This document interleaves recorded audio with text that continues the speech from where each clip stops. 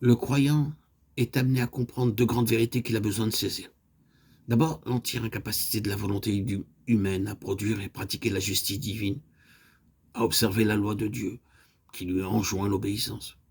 Et ensuite, l'absolue nécessité de recevoir en lui le Saint-Esprit, seule force capable de faire marcher l'enfant de Dieu. C'est cette dernière vérité que nous enseigne la première moitié de Romains 8. La vie chrétienne telle qu'elle se développe chez le croyant et telle que Paul l'a décrit dans cet épître aux Romains offre divers degrés d'avancement. Les chapitres 6 et 7 décrivent la vie de la foi.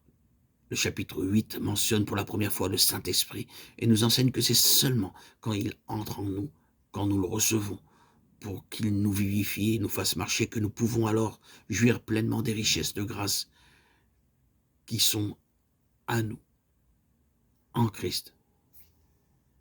Que tous ceux donc qui veulent savoir que c'est que d'être mort au péché et vivant pour Dieu, ce que c'est que d'être affranchi du péché et de la loi et d'être un avec le Christ ressuscité, étudie ce qui nous est dit du Saint-Esprit. C'est lui qui nous fait éprouver la réalité de notre union avec Christ. C'est lui qui nous fait vivre de la vie de Christ, en effet et en vérité.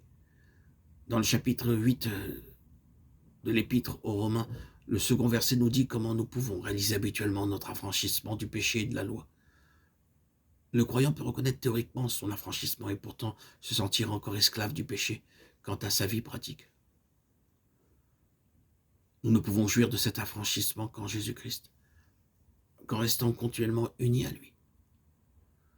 Ceci est si complètement l'œuvre de Dieu en nous qu'il faut pour réaliser cette liberté que l'Esprit de Dieu habite en nous et que nous consentions à le laisser agir.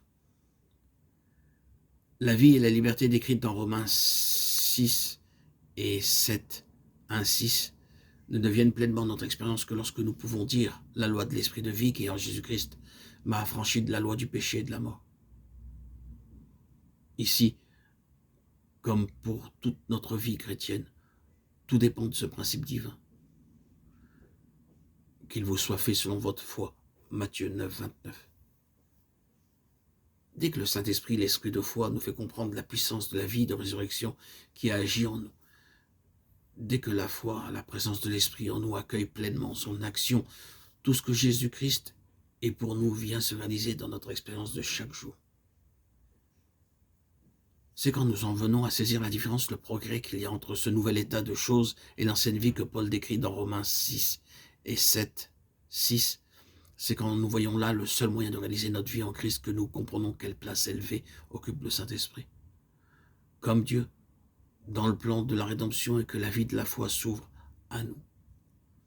Nous éprouvons alors que le Saint-Esprit nous rend possible la vie de liberté que nous possédons en Jésus-Christ et que l'assurance d'avoir en nous le Saint-Esprit nous est indispensable pour vivre d'une vie nouvelle.